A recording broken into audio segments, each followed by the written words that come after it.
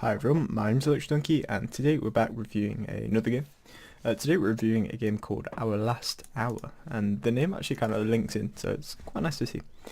There's quite a lot to read through, so we better start. Our Last Hour is a short and sweet Zeltroidvania. Now I did a little research on this. By the sounds of things, it's like a Metrovania, but with a Zelda thing to it. I'm not entirely sure.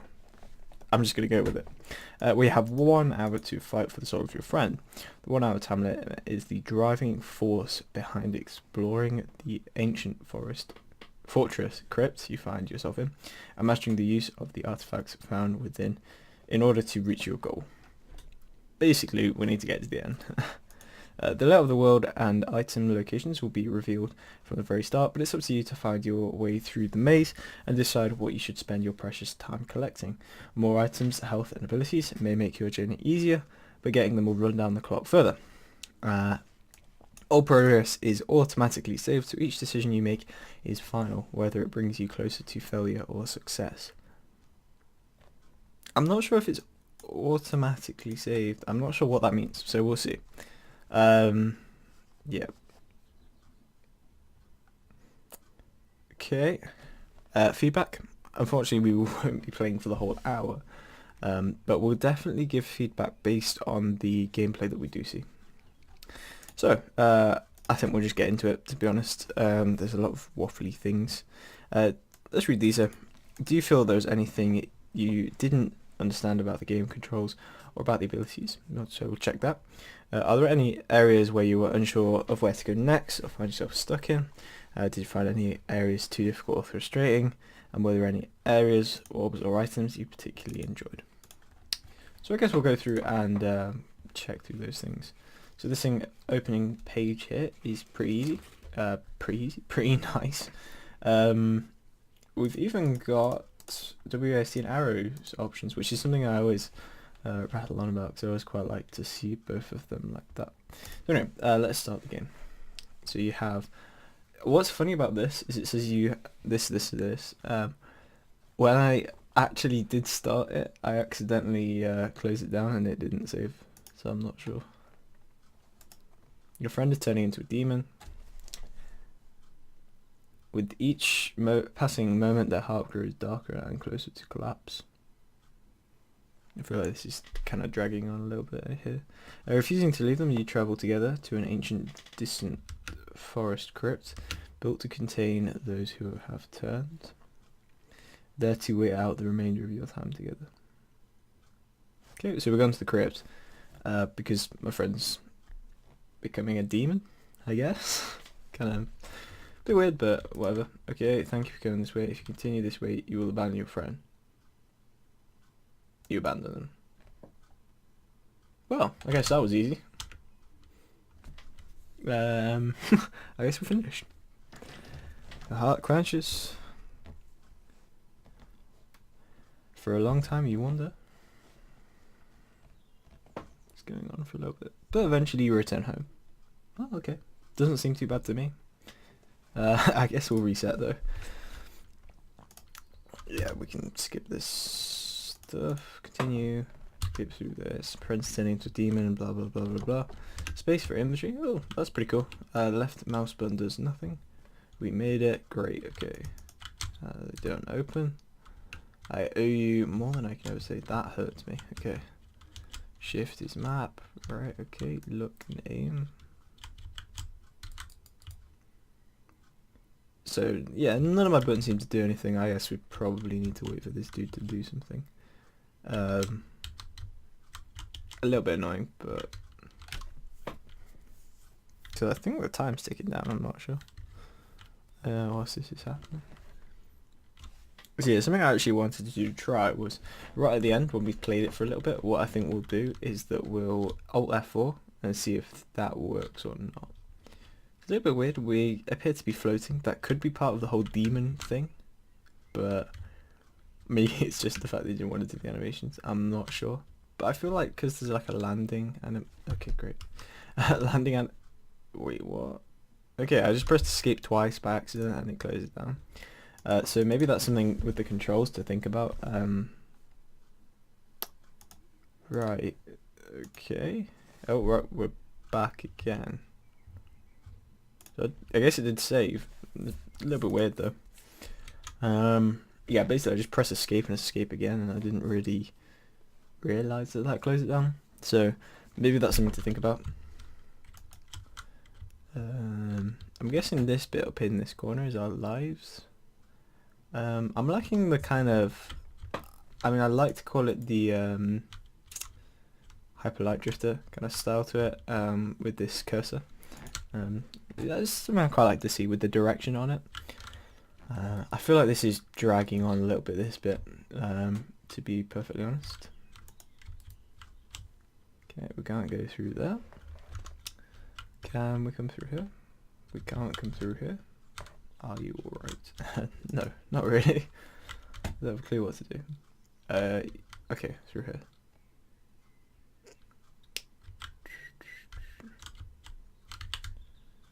Up here, I guess. We'll see where we go. I don't see anything wrong with the movement as of yet. Everything in the movement seems to be fine. I think this is our life up here then. Frost Orb. Slows them. Okay. I guess we probably want to equip it. Right, okay. So these are the ornaments that they were going on about. Okay, and it freezes like that. Yeah, so I probably need to unfreeze this actually. It does currently, with the weapons and whatnot, remind me a little bit of like, okay,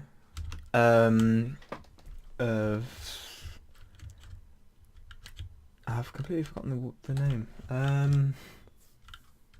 What was it called? Dead Cells, that's it. With the whole idea of picking up weapons and having like a limited number of times and whatnot.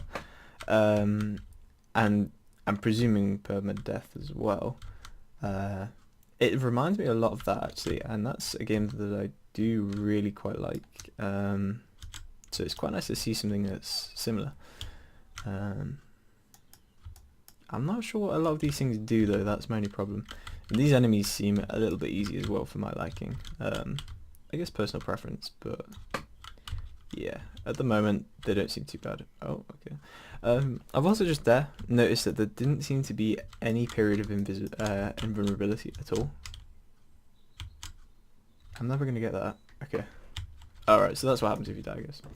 Yeah, there seems to be a short period, there doesn't seem to be a short period of invulnerability, which, personally, I think is a little bit of a mistake, because I know a lot of games do it, and sometimes I sit there and think, you know, why do a lot of games do it? The reason is that it makes sense, basically. Because if I'm in a situation where I'm just constantly taking damage, there should be a period where I can just have a little break from the damage, because otherwise I could get myself trapped, maybe between two obstacles or between an enemy and another enemy, and I can't move out of it, and that's when things start to not work properly. So realistically, that's where you want to have your invulnerability happen. So after you've been hit once, just have maybe a second just to recover, basically, is what I would advise. Personal preference, but whatever really. I'm not really sure what these things do. I'm kind of just walking around and seeing. So maybe that's something to consider introducing, or maybe that's part of the game, is to go around, explore, figure things stuff out. Because yeah, I don't know what this is either. So this is where it died last time. Because these seem to be a bit weird. I feel like we definitely need another weapon here, otherwise this is not going to go very well. But yeah, with the whole idea of picking up weapons and stuff, it does remind me a lot of Dead Cells, which could possibly give you ideas for the next, or maybe what you're going to do next after this. So with Dead Cells, what they do is, okay, that's what that's for, right? Okay, is they have kind of unlockables as you go around. So the more times you play, the more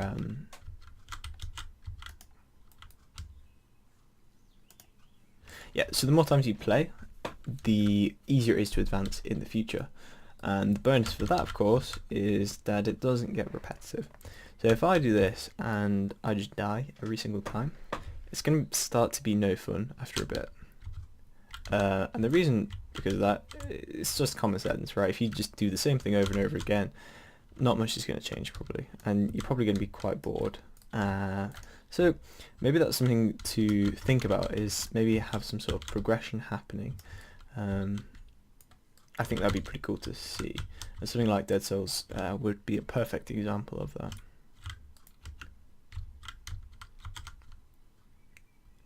Okay, so I guess we can choose a destination.